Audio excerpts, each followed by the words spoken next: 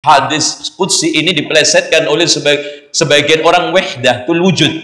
Wahdatul wujud itu menyatunya Tuhan dengan hamba, dan ini menyebar kurang lebih abad-abad 14-15 di Indonesia. Di Sumatera ada Hamzah Fansuri, di Jawanya ada Siti Jenar, Tanah Abang, Lemah Bang. Intinya membawa aliran Syiah wahdatul wujud.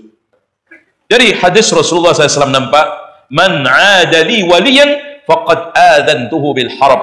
Siapa yang memusuhi waliku, maka telah saya izinkan untuk perang. Wa ma taqarraba ilayya 'abdi bi syai'in ahabbu ilayya mimma aftarabtuhu alaihi.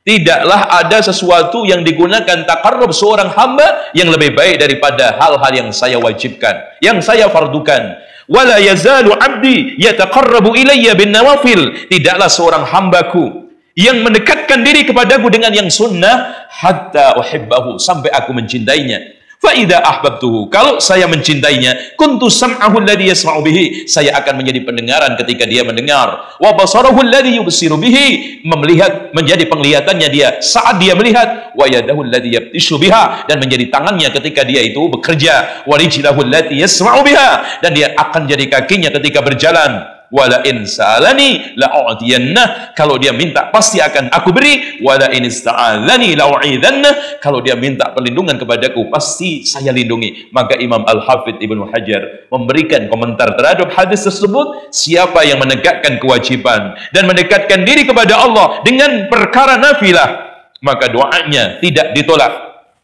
karena adanya janji Allah yang dikuatkan dengan sumpah.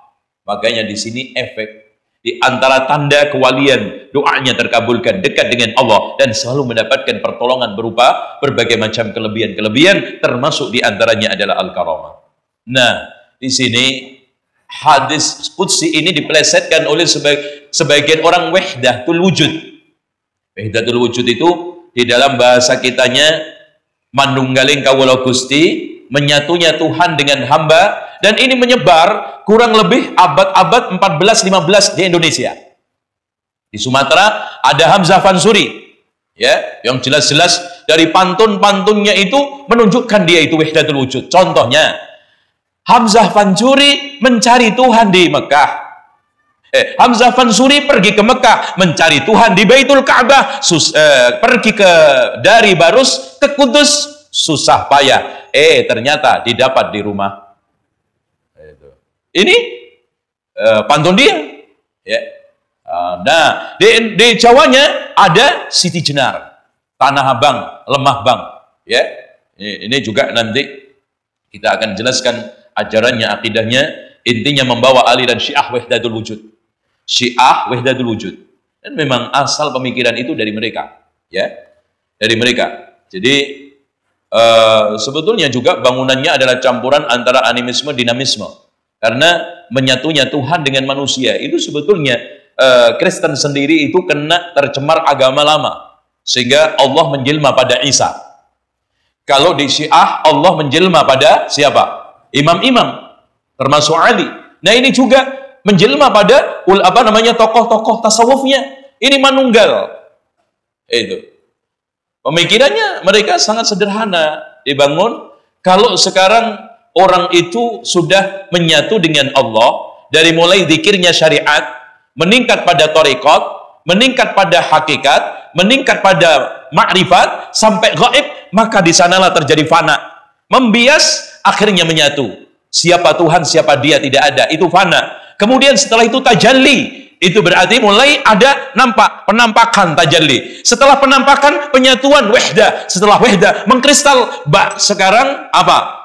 Gula, teh sama air. Tidak bisa kita bedakan mana gula, mana teh, mana air. Menyatu jadi satu. Namanya wahdatul wujud. Itu. Makanya mereka itu zikir syariat la ilaha illallah. Meningkat lagi zikir thariqat la ilaha illallah, la ilaha illallah. Dan goyangannya itu ada aturannya, nggak harus tengel-tengel begini. Itu kalau tengel-tengel dok pasti ketatap. Makanya yang mubtadiin itu kadang-kadang kamprokan sama temennya, karena pas langgamnya nggak pas. La illallah, la illallah, itu ya. Saya dulu latihan juga lama, ya. La illallah, la illallah, sampai begini, sampai histeri, sampai gendeng. Makanya di kalangan mereka itu sebelum wali itu ada tahapan namanya jadab. Jadab itu apa? Gendeng terhormat. Jadi nggak sadar, ngeblank karena dirinya pergi menemui Tuhannya, hilang sementara. Nah, itu nanti kalau balik lagi itu sampai lupa santri-santrinya. Siapa kamu? Loh, saya sudah mondok di sini 3 tahun. Kok Pak Kiai nggak ngerti? Oh, saya kemarin itu pergi selama 3 tahun meninggalkan diri saya untuk menemui Tuhan saya. Terus Pak Kiai ini Tuhan apa? Pak Kiai, ya saya ini Tuhan. Tuhan itu ya saya. Nah, itu makanya Ibnu Arabi menegaskan makhluk yang paling tertinggi tauhidnya adalah Fir'aun karena dia sanggup menyatakan ana rabbukumul a'la. Oh, kan? Sesat bareng-bareng sekecamatan gitu, repot. Nah, meningkat setelah zikir tarekat, zikir hakikat. Allah, Allah, Allah, Allah, Allah, Allah. Ya biasanya la ilaha illallah, la ilaha illallah itu hilang suaranya satu persatu. Illallah, la illallah, la illallah, la illallah, la itu. Antum kalau dengar zikirnya mereka seperti itu. Makanya kadang-kadang kita itu lucu ya, sepet gitu rasanya. Zikir kok dimain-mainin gitu loh, Pak. Ya illallah, la illallah, la illallah, la. Lah kalau tinggal la itu. Subhanallah. Nah, akhirnya nanti zikirnya tinggal hu sampai gaib hilang. Sehingga mereka zikir tanpa suara. Ini zikir gaibul gaib menurut mereka, ya. Dan ini sahih, ya. Dan antum bisa baca kitab-kitab tasawuf di dalam cara mereka berzikir. Ini hadirin sekalian, cara mereka menempuh. Nah, nanti kalau sudah gaib ini hilang berarti menuju kepada Sang Hyang. Karena di dalam agama Kapitayan animisme kemarin juga saya sebutkan, Sang Hyang itu yang tidak bisa menyentuh dan disentuh ada 3, Semar, Tokok, Manik, Maya. Kalau di dalam Hindu ada 3 juga, Brahma, Wisnu, Siwa. Untuk supaya bisa menyatu dengan menyentuh dan disentuh oleh manusia, berhubungan, connect, maka di dalam Kapitayan ada Tu, yaitu Tuhan. Di dalam ini Hindu ada Rama. Rama ini adalah dewa setengah manusia. Nah, untuk supaya bisa berhubungan, maka di sana ada pendekatan takarrub. Caranya dengan barang. Nah, disinilah Pak ketemu. Tawassul dengan barang itu nggak ada di dalam Islam. Mendekatkan diri kepada Allah kok dengan keris, dengan kembang telon, kembang setaman. Kadang-kadang mbahnya dibohongin. Bawa ke kuburan, katanya kembang setaman, cuman setoples. Nah kan dibohongin. Mbah, gue datang mbah, bawa kembang setoples. Itu setaman bilangnya. Padahal cuman setoples. Itu mbahnya jadi bohongin, malaikat jangan-jangan juga sama dibohongin. Nah, sajen itu untuk mengundang Tuhan. Ini roh-roh jahat kalau di animisme. Di dalam dunia maya mereka itu punya raja Tuhan, kemudian roh leluhur, arwah-arwah jahat. Nah, arwah jahat ini suka mengganggu manusia, sehingga kadang-kadang harus ada prosesi penyenangan, menggembirakan Tuhan, atau semacam negosiasi. Jadi Tuhan itu dinego, ya, supaya tidak mengganggu, diakal-akali, dikasih wangi-wangian, dikasih bunga, macam-macam. Tuh. Sehingga dengan sekalian, di dalam agama Kapitayan, untuk menyembah harus ada benda. Benda yang disuguhkan, terus jelmaan daripada Tuhan itu. Makanya jelmaannya itu selalu ada tunya. Watu, tugu, setu. Terus apa lagi? Tutu. Hah? Apa? Kok satu? Ini nggak ada standarnya. Nah, makanannya namanya tumpeng. Wadahnya namanya tumbuh. Ibadahnya biasanya dengan berdiri, rukuk sama sujud. Berdiri namanya lajek. Rukuknya langkak. Sujudnya namanya lungkup. Nah, setelah berhasil, orang yang menjadi jelmaan Tuhan itu juga memiliki nama ratu, datu. Nah, makanya datu itu orang yang sudah menjelma, Tuhan menjadi manusia. Yaitu Tuhan setengah manusia, manusia setengah Tuhan. Nah, ini sehingga ulama kenapa memerangi ta'tilu sifat dan tasbih? Ada yang menyerupakan makhluk dengan khalik, ada yang menyerupakan khalik dengan makhluk. Artinya ada sebagian kelompok memakhlukkan Allah, ada sebagian kelompok mentuhankan makhluk. Tasbihul khalik bil makhluk, penyerupaan khalik dengan makhluk, biasanya penyerupaan khalik dengan makhluk dilakukan di luar Islam siapa? Yahudi, Allah dikatakan capek. Nah, kan kayak makhluk aja. Tasbihul khaliq bil makhluk. Allah, Tuhan mulai bosan. Ya kan? Terus apa lagi?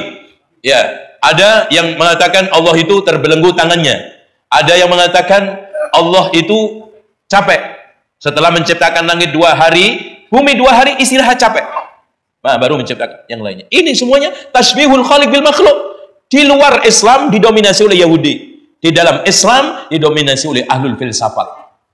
Memanusiakan Allah. Allah itu dianggapnya kayak manusia. Sehingga dibayang-bayangkan. Maka akhirnya apa? Terjatuh kepada penolakan. Saya nggak percaya kalau Allah itu semayam. Semayam kan manusia. Anda nggak percaya Allah itu punya wajah. Wajah kan manusia. Memakhlukkan Allah. Kemudian ada yang tasbihul makhluk bil khaliq, menyerupakan makhluk ini dengan khaliq. Di luar Islam didominasi oleh orang Nasrani. Sebetulnya sudah ada, sehingga Yesus atau Isa dikatakan Allah. Dan di Islam nular pertama kali ini Syiah, nular ke tasawuf, sehingga apa yang terjadi pada gurunya, pada kiainya, bahkan ada yang di kuburan pun masih dikejar-kejar kesaktiannya. Di kuburan, bergerak aja nggak bisa. Jangankan bergerak. Antum pernah lihat mayat berdiri? Berdiri aja nggak bisa, masih dikejar-kejar. Bahkan sampai ada yang datang ke salah satu kuburan yang terkenal. Anda nggak perlu menyebutkan namanya. Kalau antum mau namanya secara khusus, nanti setelah kajian. Itu sampai ada yang ambil tanah kuburan itu, setiap pagi dipakai kopi break. Ya, dimasukin ini, duduk. Diminum seruput sambil minta, ya, sama tawasul disebut namanya. Ya, Masya Allah. Ini. Antum kalau nggak percaya, coba aja bayangkan makamnya Sunan Kalijogo itu, pokoknya secara umum Demak itu per hari itu bisa 20 sampai 25 ribu. Sunan Derajat 15, Sunan Ampel 20, Sunan Bonang itu sampai 35, Sunan Gusdur 45. Itu 45. Masya Allah. Hadirin sekalian yang dirahmati oleh Allah Subhanahu wa taala, tingkatan wali jelas ada yang tinggi. Mereka yang sudah sampai kepada penyempurnaan kewajiban, meninggalkan larangan, dan sunnah-sunnah dilakukan. Dan yang kedua, ada yang menyempurnakan kewajiban, meninggalkan larangan, tetapi sunnah-sunnah belum begitu dituntaskan.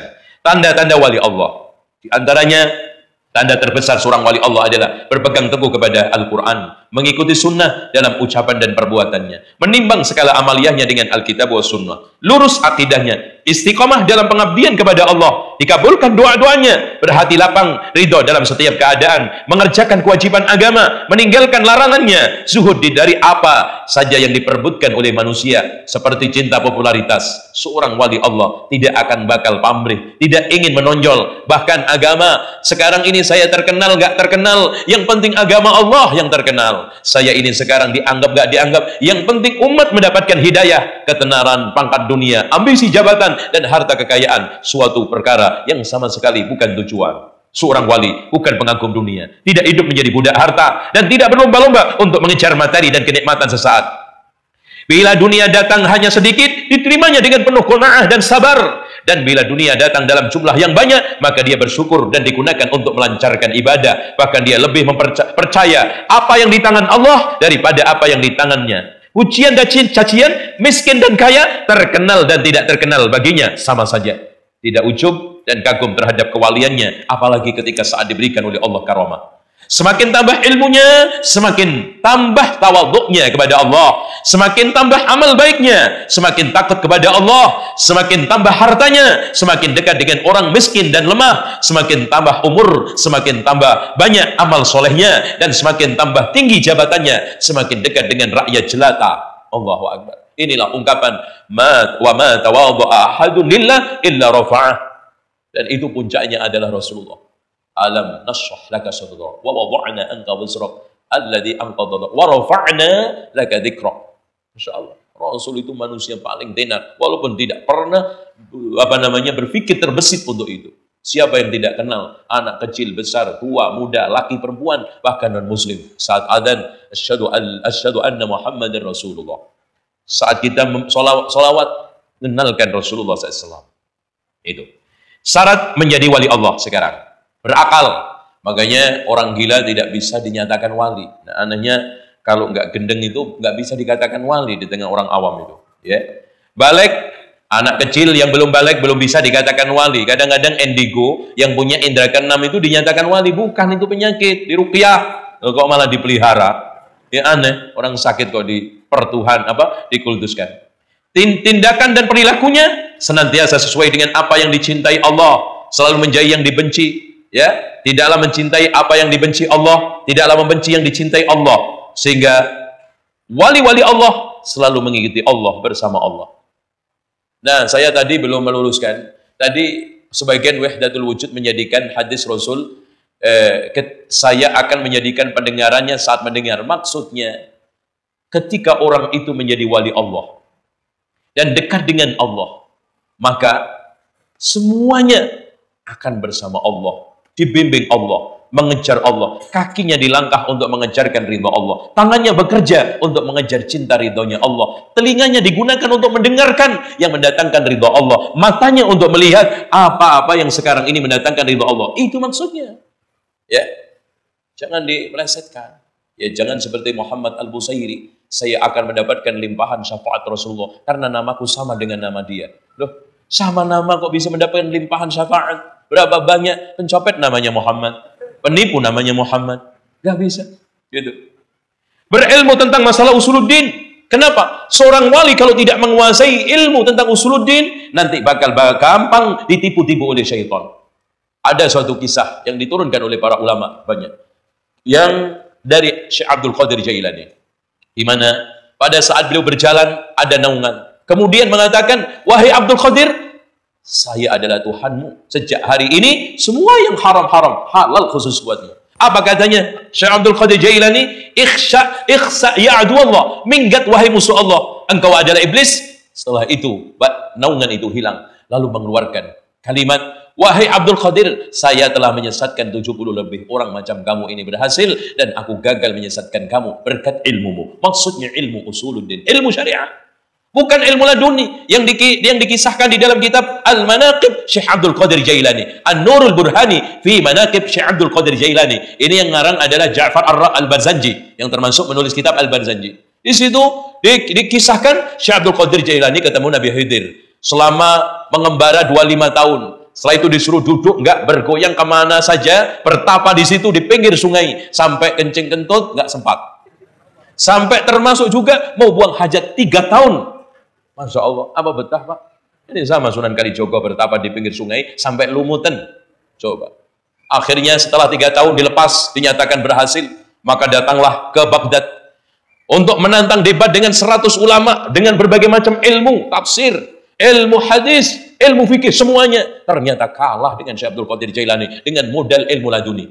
Pinter sendiri tanpa belajar, yang sering saya katakan ilmu bluetooth. Ya, karena pengen hafal surat Al-Baqarah tinggal ditempel begini. Nah, udah pindah suratnya. Alhamdulillah Mas, hafal Al-Baqarah saya. Akhirnya apa? Menang. Dengan apa? Karena keluar dari dadanya Syekh Abdul Qadir Jailani ini cahaya yang mengambil ilmu 100 ulama. Langsung goblok kabeh. Ya Allah. Kalau tidak mengerti ilmu usuluddin nanti juga wangsit yang benar, artinya bisikan yang benar, yang salah nggak tahu dia. Makanya saat Syekhul Islam Ibnu Taimiyah menafsiri firman Allah, alladzi waswisu fi sudurin nas, bagaimana kita bisa membedakan waswas itu bisikan dari malaikat dan bisikan dari jin? Kitab Allah wa sunnati, syariatlah yang membedakan, dan ini tidak bisa dibantah. Dan cenderung nanti dia tidak akan gampang terprovokasi oleh hawa nafsu. Ibadahnya sesuai dengan Al-Quran dan Sunnah, pengamalannya berjalan dengan Al-Quran dan Sunnah. Makanya Imam Asy-Syafi'i pernah diceritakan, Al-Lais mengatakan, wahai Imam Asy-Syafi'i, saya tidak akan percaya kewalian seseorang walaupun bisa berjalan di atas air, kurang walaupun bisa terbang di luar angkasa. Itu. Dan inilah akidah para ulama kita, Imam Abu Hanifah, Imam Malik, Imam Syafi'i, Imam Ahmad.